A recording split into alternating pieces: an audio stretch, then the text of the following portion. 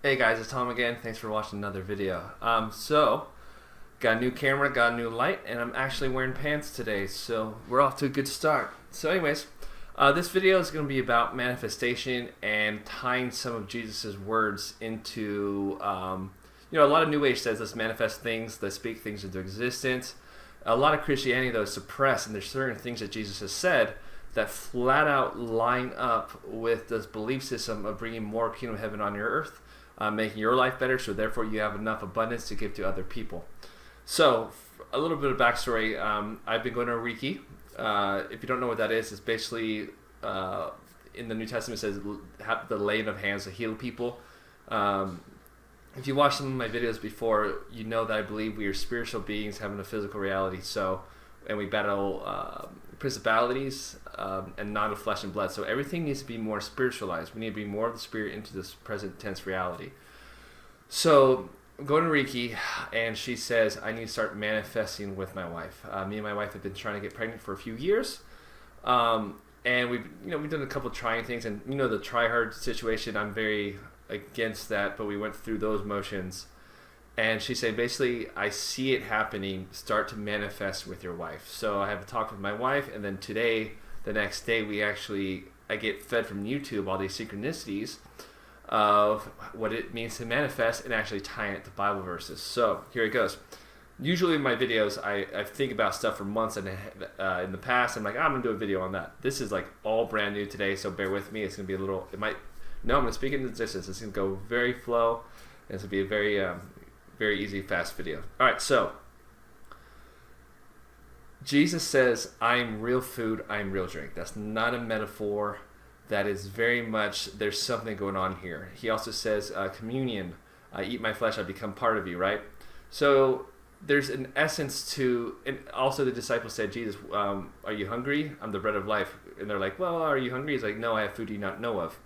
So there's something to do with the spiritual realm that can nourish us physically. So those are what I used to take those verses as. But there's another verse that says, Jesus, what should we do about certain food types? And he's like, it's not what goes in your body, but what comes out of your body that defiles it. So I made this connection today. Jesus is real food, real drink, okay? But he is also the Word. John 1, I believe, is he was the Word became flesh. So, and I believe Christ is inside of us. So I'm making a lot of weird connections, but here we go. So if Christ is inside of us, and what comes out of our mouth that defiles us, and Jesus Christ was the Word, what we say in Christ consciousness, what we speak into existence as co-creators, as having dominion over the earth, as being sons of God, as being mini gods, John 10:35, there's another video on that. We are the we are the hands and feet of God, okay? All these things are saying, like, we are an extension of God, we're an extension of Source. So, what we say can defile us or speak life. So, if Jesus was the Word and we want to manifest things, we need to literally live off of the Word. Doesn't necessarily mean it has to be physical and go in your belly and blah, blah, blah, and produce proteins and blah, blah. I'm saying life and life abundant. There's life. Our body is not just life. There's life all around us. There's good days. There's good food. There's good relationships. There's light. Like Jesus has all these metaphors for life and life abundant. Light of the world, salt of the world. So our words need to align with that Christ consciousness, that unity consciousness, that vibration that basically allows everything to be. Think of like a mother goose with all the babies underneath it, waddling around. Christ consciousness to me is that. It's just like taking everything in, no matter what, the immaturity of us or the best of us, and just being like, we got this, to speak life into it. So if we're going to manifest, also the other Reiki lady, forgot about this. She says, instead of just praying inside of you, pray things into existence. God created light with words. So everything started with vibration of word. Then light was a new vibration. If you know anything about physics, light acts as a wave. It's a vibration. So when we want things so a lot of times,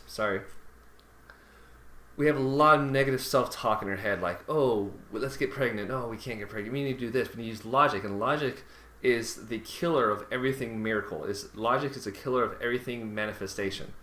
So we need to be in a place of abundance, a place of trust, a place of peace, a place of faith. And Jesus said all things are possible. So if all things are possible and it's done to you according to your faith, we need to think it, feel it, see it. What if it's not, manifesting, baby, you don't want to taste it, but if you just put all your senses into this thing, smell it.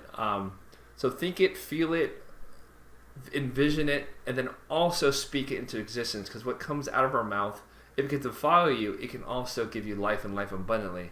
So as we manifest, we need to be speaking things out loud. It actually becomes a current, because you don't always, when we're in our head, we have, oh, we got this. And then other times you'd be like, oh, we don't got this. And you go back and forth. So that God, the universe, doesn't know which answer.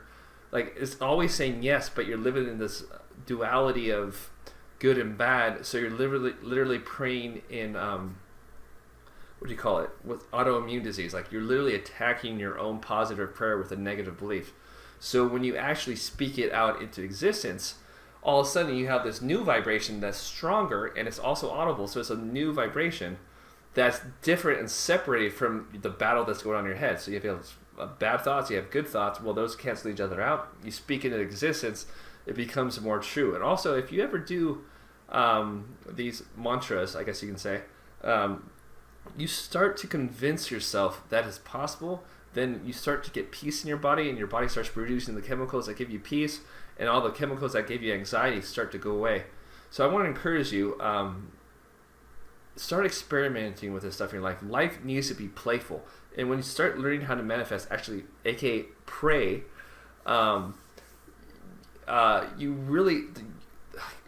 life becomes so playful. You start getting all these synchronicities. Everyone's synchronicities happen to them differently. Mine happened to I'll get something from outside of me, like a YouTube video or a dog running by or something, and it links up with a thought at the right time that's not my own thought. I was not thinking. It comes out of nowhere. I'm like, aha, got it.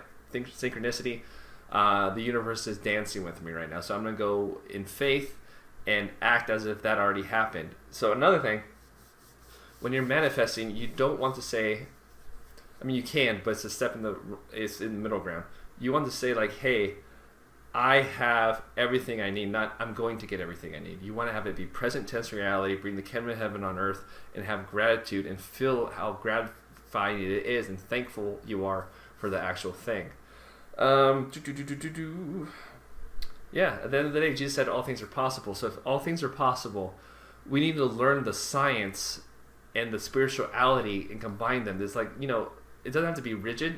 Spirituality is kind of an art, but also a science. So go dance with your spirituality and actually start playing and having fun with your life. We take things so serious in three-dimensional reality. I think heaven is a little bit more playful, and children are the ones that inherit the kingdom of heaven. They don't ask questions. They're playful. They're like, okay, Dad, I'm gonna go do this, and they just go create this whole thing. And they're having fun the entire time, and they see whatever they're imagining. Well, we lose that as adults. So let's get back into our childhood. But bring the childhood into our adulthood and play with everything in a new way, but have it actually happen. So anyways, that's about it. Random video, I know. Thanks, guys. Take care.